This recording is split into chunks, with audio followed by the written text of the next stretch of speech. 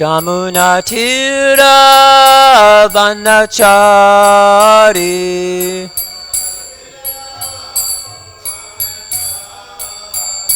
Jayuradha Madhava Kunjabihari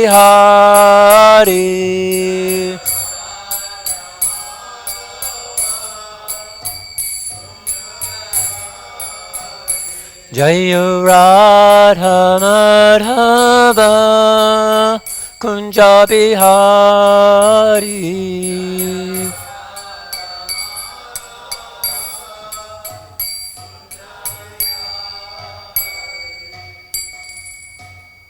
Jam Vishnu Pad Padamam Saparajik Jai Asrutata Satyasushimar. His Divine Grace A.C. Bhaktivedanta Swami Prabhupada Ki Jai. Jam Vishnu Pad Padamam Saparajik Jai Asrutata Satyasushimar Shringa Guru Srila Bhakti Siddhanta Saraswati Goswami Maharaj Ki Jai. Ananta Koti Vaishnavinda Ki Jai. ISKCON BBT Founder Acharya Srila Prabhupada Ki Jai. Namacharya Srila Haridas Thakur Ki Jai. Premziko Shri Krishna Chaitanya Prabhu Nityananda Shri Advaita Gadadhar Shivasari Gaur Bhaktavinda Ki Jai. Shri Radha Krishna Gopi Gopidas Shama Kund Radha Kund Giri Govardhan Ki Jai. Vrindavan Dham Ki Jai, Mayapur Dham Ki Jai, Navadip Dham Ki Jai, Jagannath Puri Dham Ki Jai, New Dwarka Dham Ki Jai, Jamuna Maya Ganga Maya Ki Jai, Tulsi Devi Bhakti Devi Ki Jai, Granthara Srimad Bhagavatam Ki Jai, Transcendental Book Distribution Ki Jai, Harinam Sankirtan Jaga Ki Jai, Transcendental Prasadam Distribution Ki Jai, Gaur Premananda Hari Hari Bol. All glories to all the Sama devotees, Hare Krishna. All glories to all the Sama devotees, Hare Krishna. All glories to all the Sama devotees, Hare Krishna. All glories to Shri Shri Guru and Shri Gauranga. Glory Shri Prabhupada. Om Namo Bhagavate Vasudevaya.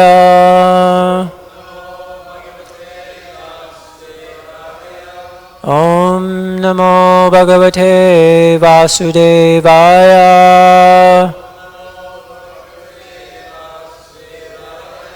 Om Namo Bhagavate Vasudevaya.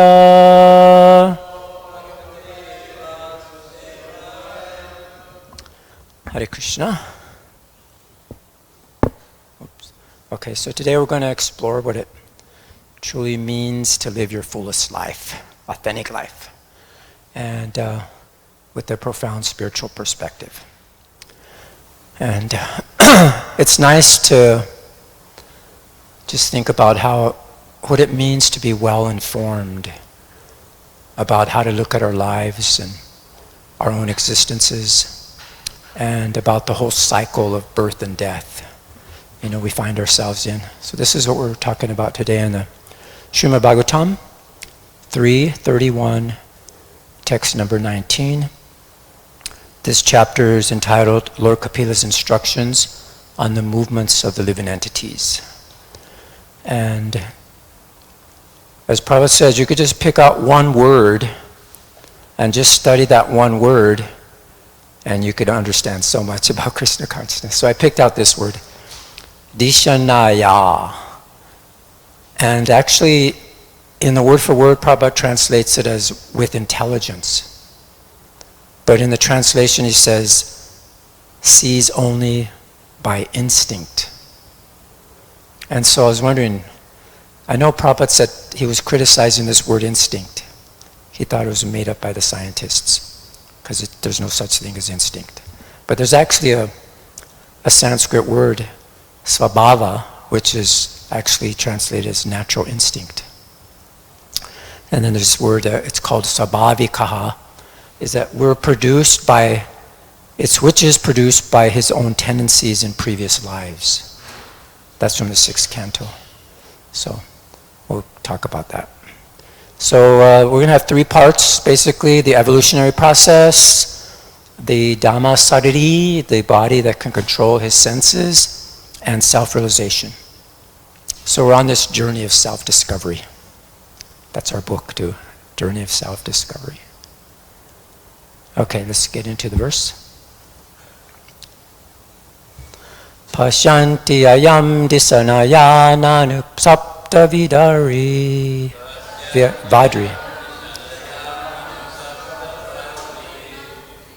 śārīrake dama-śarīrī aparaḥ sva-dehe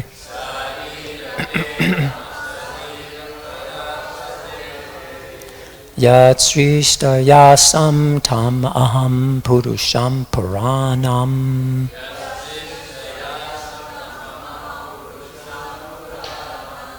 paśye bahir hṛdi caityam iva pratītam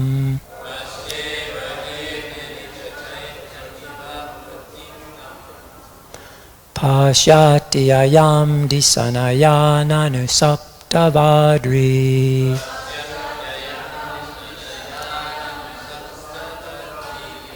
śārīrake dama-śarīrī aparaḥ sva-dehe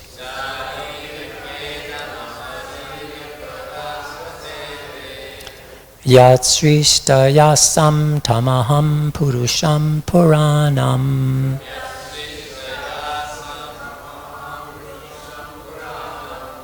paśye bahir hṛdi caityam iva pratītam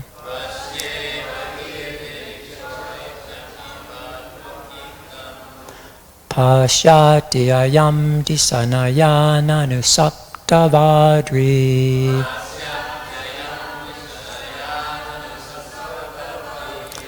śārīrake dama-śarīrī aparaḥ sva-dehe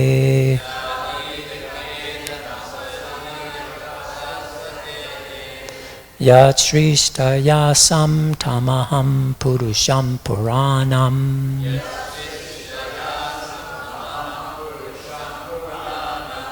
paśye bahir hṛdi caityam iva pratītam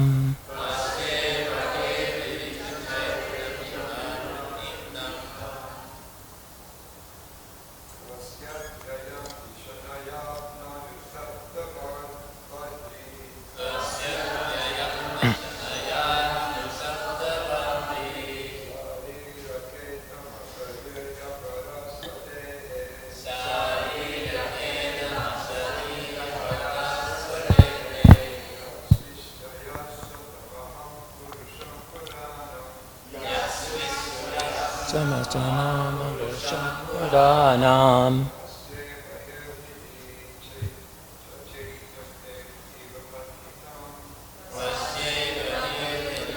caityam iva pratītam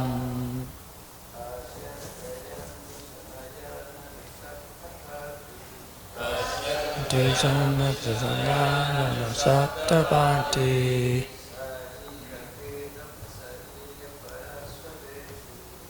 sva-dehe paśyati sva-dehe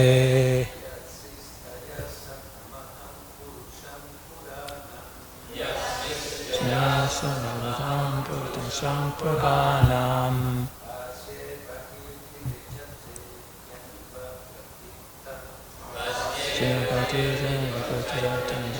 pratītam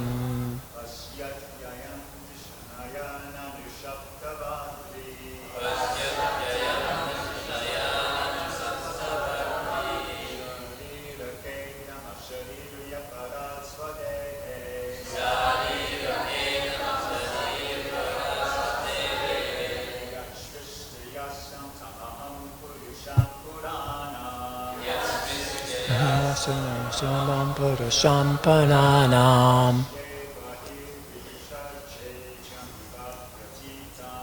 paśye bahir hṛdi caityam iva pratītam. Vaishnavis,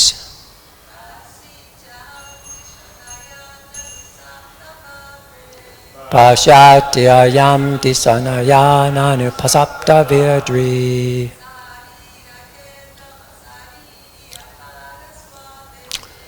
śārīrake dama-śarīrī aparaḥ sva-dehe yat-sṛṣṭayāsaṁ puruṣaṁ purāṇaṁ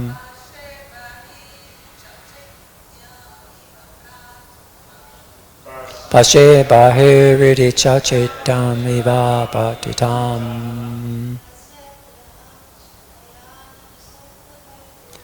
paśyati ayam dhiṣaṇayā nanu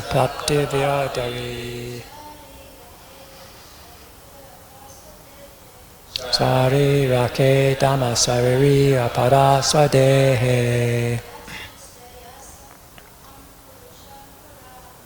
yat-sṛṣṭayāsaṁ aham puruṣaṁ purāṇaṁ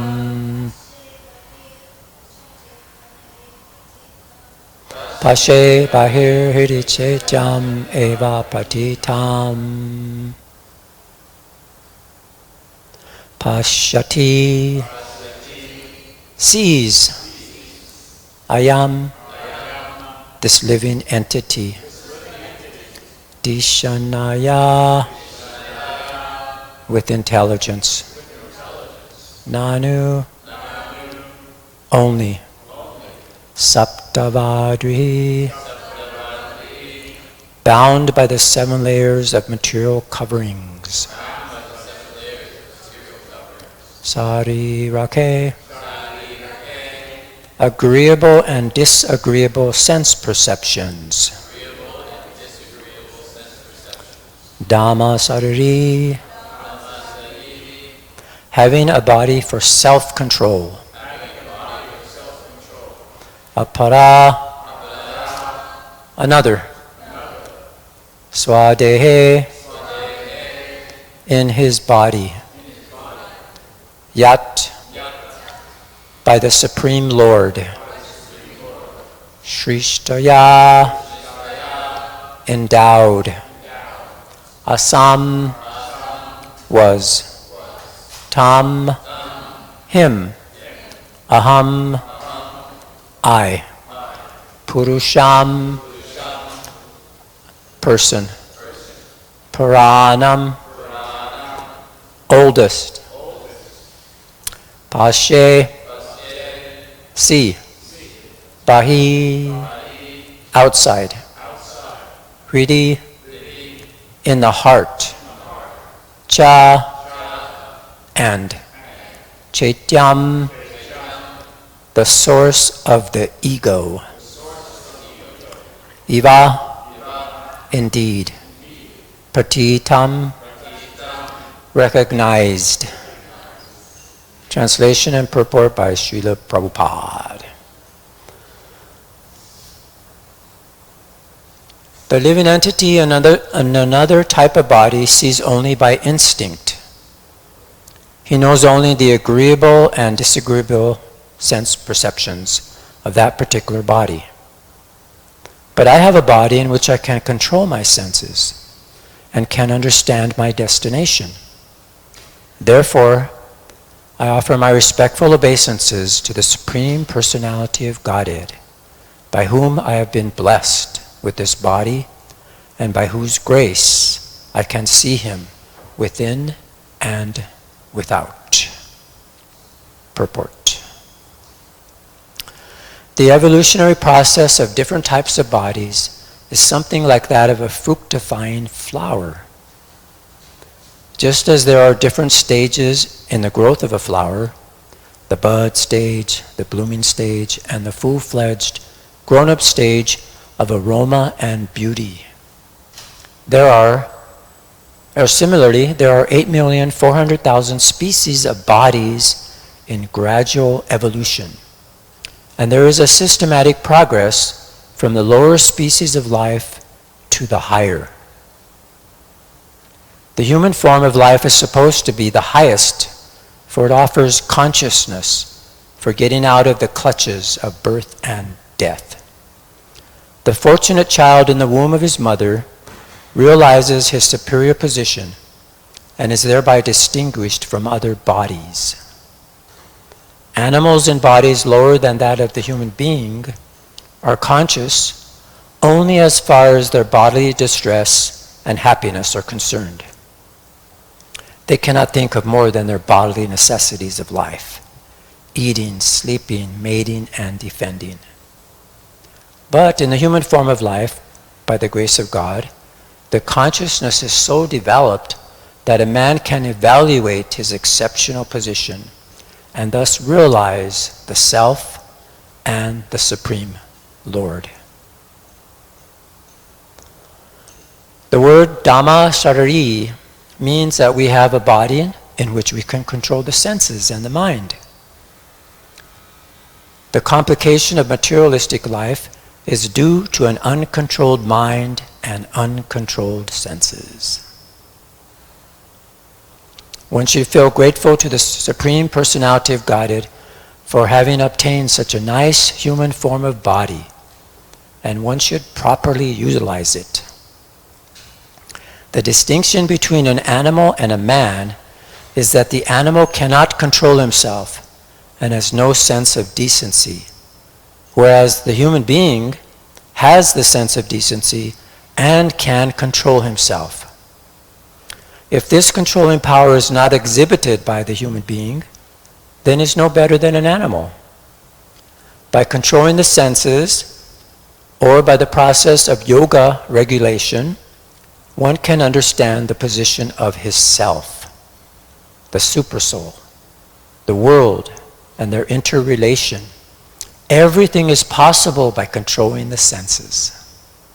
Otherwise, we are no better than animals. Real self-realization real self-realization by means of controlling the senses is explained herein. One should try to see the Supreme Personality of Godhead and one's own self also. To think oneself the same as the Supreme is not self-realization. Here it is clearly explained that the Supreme Lord is anadi, or purāṇa, and he has no other cause. The living entity is born by the Supreme Godhead as part and parcel. It is confirmed in the Brahma Samhita, Anadi Govinda. Govinda, the Supreme Person, has no cause. He is unborn. But the living entity is born of him, as confirmed in Bhagavad Gita, Mamaivam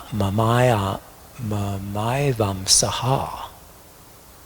Both the living entity and the Supreme Lord are unborn. But it has to be understood that the supreme cause of the part and parcel is the Supreme Personality of Godhead. Brahma Samhita therefore says that everything has come from the Supreme Personality of Godhead, sarvakarna karnam. The Vedanta Sutra confirms this also. Janmadhyasya yata. The absolute truth is the original source of everyone's birth. Krishna also says in Bhagavad Gita, Aham sarvasya prabhavaha. I am the source of birth of everything, including Brahma and Lord Shiva and the living entities. This self-realization, one should know that he is under the control of the Supreme Lord and not think that he is fully independent. Otherwise, why should he be put into conditional life? So that's interesting. That's the end of the purport there. Om Gyana Timirandasya Gyananjana Salakaya Chakshursunmilitam Yena Tasmai Shri Gurve Namaha. Shri Chaitanya Manobhistam Stapitam Yena Bhutale Swayam Upakada Mayam Dadati Swapadantikam. Jai Shri Krishna Chaitanya Prabhu Nityananda Shri Advaita Gadadhar Shivasari Gaur Bhaktavinda. Hare Krishna, Krishna Krishna, Hare Hare, Hare Rama, Rama Rama, Hare Hare. Namo Vishnu Padaya Krishna Prastaya Bhutale Srimati Jai Pataka Swami Niti Namane Namachari Padayane Nitya Kripa Padayane Gorakate Damadara Nagar Grama Tarne. Namo Vishnu Padaya Krishna Prastaya Bhutale Srimati Bhaktivedanta Swami Niti Namane Namaste Saraswati Deve Gauravani Pacharane Nirvisesha Sunyavadi Paśyata Desatane Vanchakalpa Chubhischa Kripa Sindhu Bevacha Patitadam Pavanebhyo Vaishnavebhyo Namo Namaha. Okay, the translation again. The living entity in another type of body sees only by instinct. He knows only the agreeable and disagreeable sense perceptions of that particular body. But I have a body in which I can control my senses and can understand my destination. Therefore, I offer my respectful obeisances to the Supreme Personality of Godhead, by whom I have been blessed with this body, and by whose grace I can see him within and without. So this is the prayers of the living entity within the womb, being very grateful to the Supreme Personality of Godhead. So there's a nice verse that I stumbled across in my research, and this is from the 6th canto. This is the history of the life of Ajamil, and these are the Yamadutas actually speaking, because the Vishnu Dutas asked them, how is one punishable? What is considers one pious, impious, or whatever? So they're speaking here in this verse. Nahi kaschit ksanamapi jatuti statya karma krit karyate hi avasaha karma guna sva-dehe vakir balat. So this word comes again that I chose in the beginning, this sva-dehe in the last line. And so that's where it's translated as, which are produced by his own tendencies in previous lives. And then the translation, not a single living entity can remain unengaged even for a moment. One must act by his natural tendency. That's the sva-dehe. According to the 3 modes of material nature, because this natural tendency forcibly makes him work in a particular way. So this purport is just really beautiful, and it's a few paragraphs, and I'd like to just read it because it kind of summarizes everything about this sva-dehe. So Prabhupada says in the purport there, one's sva-dehe, or natural tendency, is the most important factor in action. And Prabhupada mentioned that in the purport today about how if you can actually control the senses, then you can acquire anything, you can do anything. So this is an important factor. One's natural tendency is to serve because the living entity is an eternal servant of God. The living entity wants to serve, but because of his forgetfulness of his relationship with the Supreme Lord, he serves under the modes of material nature and manufactures various modes of service, such as socialism, humanitarianism, altruism. However, one should be enlightened in the tenets of Bhagavad Gita and accept the instructions of the Supreme Personality of Godhead, that one give up all natural tendencies for material service under different names and take to the service of the Lord. One's original natural tendency is to act in Krishna consciousness because one's real nature is spiritual. The duty of a human being is to understand that since he is essentially spirit, he must abide by the spiritual tendency and not be carried away by material tendencies. Srila Bhaktivinoda Thakur has sung, Miche mayare vase yache bese kacha haburu bubai. My dear brothers, you are being carried away by the waves of the material energy and are suffering in many miserable conditions. Sometimes you're drowning in the waves of material nature, and sometimes you're tossed like a swimmer struggling in the ocean. So that's his translation. So as confirmed by Bhaktivinoda Thakur, this tendency to be battered by the waves of Maya can be changed to one's original natural tendency, which is spiritual. When the living entity comes to understand that he is eternally Krishna Das, a servant of God, Krishna, Jiva Krishna Das e Vishvas, Karle ta ara dukkha nai. If instead of serving Maya under different names, one turns to his service attitude towards the Supreme Lord, he is then safe, as there is no more difficulty. If one returns to his original natural tendency in the human form of life by understanding the perfect knowledge given by Krishna himself in the Vedic literature, one's life is successful.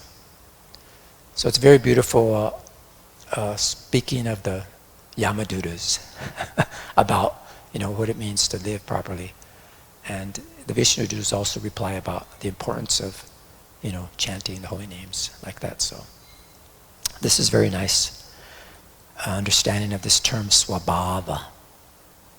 So let's just see where we're at here now in this particular chapter, in chapter 31. And we see the different sections here from the jiva's entrance, his growth, his suffering, the prayers. And this is where we are in the prayers actually, from 12 to 21. Beautiful prayers by the devotee jiva. He's within the womb. And it just so happens we're in the text 19 here. 18:19 covers this. By your mercy, I am awakened to consciousness. So instead of going through that, just basically the essence of this profound chapter is a story of every soul's journey through material existence, and it's not pretty. Lord Kapila is explaining to us that nothing about our material experience is accidental. When a soul enters the womb, it's not random. It's supervised by the Supreme Lord. And it happens according to our past karma, our tendencies. So we get exactly the body and the circumstances we've earned through our previous actions. So then immediately the suffering starts. Even in the womb, the soul experiences terrible conditions, surrounded by filth, scorched by gastric fire, is completely confined. But here's what's remarkable. Around 7 months, his consciousness awakens in that body. The consciousness is always there, but it's awakened within that body now. So it's now being perceived through the body. Because from the time of conception, the jiva, the spark, he's always conscious. He enters the semen and then he enters into the womb. And then after 7 months, his consciousness in that body awakens. And if the soul's fortunate, he can remember his past lives and the troubles he's been going through, which creates this intense grief. But it's also a spiritual awakening. And in that dark, uncomfortable place, something beautiful happens. The soul starts praying. You'll see that image I showed you. He's actually praying with the folded hands. And he recognizes the super soul right there, in his heart. And he makes these profound realizations. One of the things he says is, I'm not the controller here. I'm actually the eternal servant of Krishna. All my suffering comes from forgetting this relationship and trying to play God with material nature. So this is what he's realizing. But the tragic part is that the moment he's born, then Maya, just like a sledgehammer, is and all that spiritual knowledge is just gone. And then he immediately identifies with this physical body. And he thinks, oh, I'm this body. And then again, the whole cycle of birth and death begins. So you see, as we grow, this false identification becomes stronger, and it just leads to attachment, anger, lust, and endless pursuits that keeps us trapped. So in this particular chapter, it's crystal clear that our real problem isn't external circumstances. It's our spiritual amnesia. We've missed our independence, or misused our independence, over this material nature. And instead of serving the real controller, that's why we're here, under Maya's influence. But don't get too depressed, there's hope. Liberation doesn't come through intellectual gymnastics, it comes through the Lord's mercy. And when we surrender to Him in this human form, because we can control our senses and understand our spiritual destination, and then we understand the solution is Krishna consciousness. Constantly remember Krishna through practices like chanting Hare Krishna. So what's the bottom line of this chapter? That we're all spiritual beings and we're having a temporary material experience. And the only way out of this cycle of suffering is to remember who we really are, and then surrender to Krishna and engage in His service. You see? And then we can return to our original position as eternal servants of Krishna. That's basically a summary of the chapter. So here we are again. So we see this beautiful painting of this living entity in the womb. So profound realizations he's having. You can see his hands are folded there. And the Vedic literatures are describing this. It's about this soul awakening while he's still in the womb. So just picture that, a tiny soul confined, a dark, uncomfortable space for months. And suddenly, it's all by the Lord's mercy. His causeless mercy. His consciousness is awakened. And it's not just physical awareness, but it's deep spiritual understanding. And what does the soul realize? He realizes his true position. You know, I'm not the controller here. I'm actually the eternal servant of Krishna, who's right here with me in my heart. This is huge. You know, most of us go entire lives without this realization. But right there in the womb, his understanding that all his suffering comes from forgetting his relationship with God and trying to play God and attempting to control this material nature instead of serving the real controller. So he's being honest. You know, he says, it's because of my own past activities. I misused my independence. I got caught up in desires of greed. And now I'm experiencing all the consequences. But the beautiful part is that, you know, it doesn't despair. You know, instead he surrenders completely. Right there. And he understands it's only by the mercy of Krishna that he can be free from this cycle of birth and death. And then this is where it gets interesting in these prayers, is that he starts to feel genuine gratitude, as we see in our verse today, even for his miserable condition in the womb. Because he realizes the importance of the human form. It's incredibly special. You can control your senses. You can understand your spiritual destination. You can see the Lord within your heart and in the world. So it's a really amazing twist. So he doesn't want to become born. This is what's amazing. Even though he's there suffering, you know, he's terrified of leaving the womb because he knows what's waiting for him outside.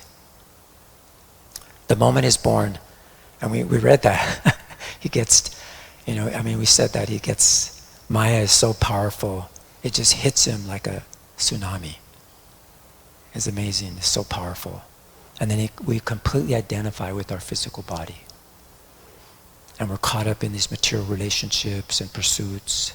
So he's saying, I'd rather just stay here in this uncomfortable situation and remain Krishna conscious than to be born and potentially lose this consciousness, this understanding. So this is what we need to do. You know, we have to become Krishna conscious somehow or another, sincerely chanting Hare Krishna. So what can we take away from this story? I was thinking, it's like, it shows us our real problem, that it's not external circumstances, but it's our spiritual amnesia. We actually forgot who we are. You see? And the good news is that Krishna is always there in our heart. He loves us, so he's there with you. And, you know, we can open that consciousness anytime. And this is the importance of our spiritual teachers. And this is a representation of the womb here that represents our potential for spiritual awakening. The moment we stop trying to be the center of the universe and recognize our eternal relationship with the Supreme, that's when real liberation begins. So that's just, you know, some of the realizations from these prayers. It's amazing. So as Prabhupada says in the purport there, he compares this evolution to a flower's growth in different stages, a systematic progression through 8.4 million species towards a higher consciousness. And so this is our human life is the flower, the pinnacle of awareness, where it has beauty, has scent. It's very nice. So that's what Prabhupada says in the purport there. So the human form of life is supposed to be the highest because it offers consciousness for getting out of the clutches of birth and death. And then Prabhupada mentions how there's 8,400,000 different species. We know Darwin, he's credited with the evolutionary theory in the West. And he claims evolutionary concepts existed 5,000 years earlier. He claims these, but this was existing in the Vedas for thousands of years. But there's a fundamental difference between Darwin, because he's talking about the physical transformation of different species. And the Bhagavat realization is it's on the journey through different forms of life based on the consciousness that has to be developed. So this is the soul's journey, and the different species is the consciousness. It's rather than a biological categories of species, it actually represents different levels of awareness. You see, from barely conscious plants to sea life, more mobile creatures like fish, birds, and then culminating in the human consciousness. So that's the difference there. It's spiritual rather than biological. And this is what Prabhupada says about, this is from the memories, from chapter 2, and Govinda Dasi's remembering walking on the beach with Srila Prabhupada in Hawaii. These crabs, these white sand crabs, they run sideways, and they're running around really quickly. And then Prabhupada asks, why is the sand crab running? And then, so they say, scientists would say the sand crab is running away due to instinct. His instinct is to go to his hole. But Prabhupada said that there is no such thing as instinct. Instinct is a word that has been coined by the scientists to cover up the fact that there is supersoul, there is God, and there is past experience. He explained this in detail, and it finally dawned on me that I have been taught Darwinism in school all my life. And even though I had been a devotee for 7 years, I was raised to think that the birds and beasts are operating by instinct. Day after day, Prabhupada blasted this philosophy in great detail. And then Prabhupada goes on more. So that's why this term, I mentioned this word translated as intelligence. And we know that Prabhupada also mentions intelligence is the supersoul. That's where we get our intelligence from. He guides us. So this is what Prabhupada says. And this is just, so he says, suppose you know where the privy, the bathroom, is, and 20 years from now you return to the same house because you were here 20 years ago, you still know where the privy is. Similarly, you have been in the body for many times, so you know to look for the mother's breast. The baby animal is nudging for the mother's breast. It's past experience, the past lifetime, and it's the supersoul within the heart that guides the living entity. It's not instinct. There is no such thing as instinct. Instinct makes no sense. What does instinct mean? If you stop to think about it and analyze it, you will see that it means absolutely nothing. Yet the scientists have convinced everyone that the whole of nature is moving by instinct. But the whole of nature is not moving by instinct. It's moving by supersoul. So then Prabhupada gave another example of if you throw food outside, within 20 minutes the birds will be eating it. And they all say it's instinct, but it's actually the supersoul, it's guiding them. Oh, there is food. And this is the kind of talk that Prabhupada would get into on the morning walks. So this is interesting. So it looks like time's up. I had some more things to say, but maybe we'll just open it up for any comments or questions. See if anyone wants to share anything. But I was going to talk about the lion and the mouse. But if anyone would like to hear about it, we could talk about it. But feel free to go. I won't feel offended. But does anyone like to hear about what the analogy of the mouse and the lion? This is interesting. I was reading this book. I like to read things on like motivation and things like that. So this quote came and just stuck with me. And this is what it said here. There comes a time in the lives of those destined for greatness when we must stand before the mirror of meaning and ask, why, having been endowed with the courageous heart of a lion, do we live as mice? So this is very important about how it's a very powerful image, because it forces us to examine the gap between our potential and our reality. And so you have the courageous heart of a lion. You are full of strength, bravery, incredible capacity. Yet how often do we live as mice? Small, easily distracted, timid in the face of challenges, and we settle for mediocrity, enslaved by others' opinions. So what keeps the lion caged?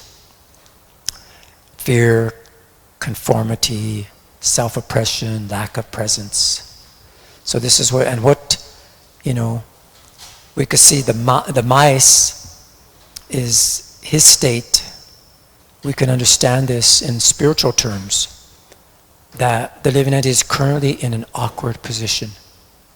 Because of his association with material nature, he's carried away by the waves of material energy, as that song from Bhaktivinoda Thakur. So he's trapped in and experiencing pain due to repeated unsuccessful attempts to try to enjoy material nature. So this mirrors the description of a living entity being small, by external forces or internal fears. The lion heart living as a mouse. So this is our illusion, is that, our knowledge is stolen by illusion. But we have great potential as a lion, to become self-actualized.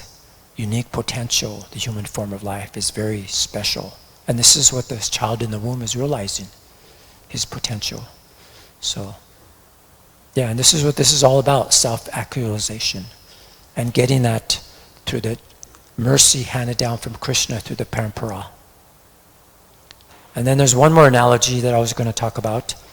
And this is, if we waste our human life, it's like, imagine a powerful rocket sitting on the launch pad. It's got everything it needs, right? All that incredible engineering, fuel. It's designed to, soar to the stars. But there it just sits day after day, never igniting. Maybe it's waiting for the perfect weather. Maybe it's fear is holding it back. Maybe it's just being neglected. All that amazing potential just grounded. And that's exactly what happens to us. We've got talent, we've got dreams, we've got intelligence, all this incredible potential in the human form of life. But we never light that fire. We never take action. And the potential without action is just wasted energy. So just see. So we can see the super soul just like in the womb, the child. We can meditate on Krishna, chant Hare Krishna. There's very practical steps we can follow by chanting Hare Krishna, seeing the deities. And because this transcendental knowledge is handed down through parampara, and what makes our heart fertile for that is that we have to become humble and realize our position. And then even Lord Chaitanya became humble, accepted a spiritual master. And he wanted us to follow the instructions in that way. And to always aspire to live in association of devotees. So we have to, there's a verse in the 7th canto, is as long as we have this material body, and which is not fully under our control, we must have the lotus feet of our superiors, the spiritual master, and the spiritual master's predecessors. And by their mercy, we can actually advance. So this is Krishna, as described in the purport. Prabhupada says, aham sarvasya prabhu, I'm the source of birth of everything, including Brahma, Lord Shiva, all the demigods. So this is what it is. So, this is our thing, is we have to bring it all together and understand what is our daily intentional practice, have courage to face our limitations, take consistent action, seek guidance and association and serve something greater than us with that humility. So, yeah. So we might ask ourselves, what's this one shift in intention? What's one act of humility or one consistent action that we can commit to today to step closer to our fullest authentic self? Jai. So thanks for your patience. Staying over for 6 more minutes. Any comments, questions, realizations? Okay, well thank you very much. All glories to Srimad Bhagavatam. All glories to Srila Prabhupada. Hare Krishna.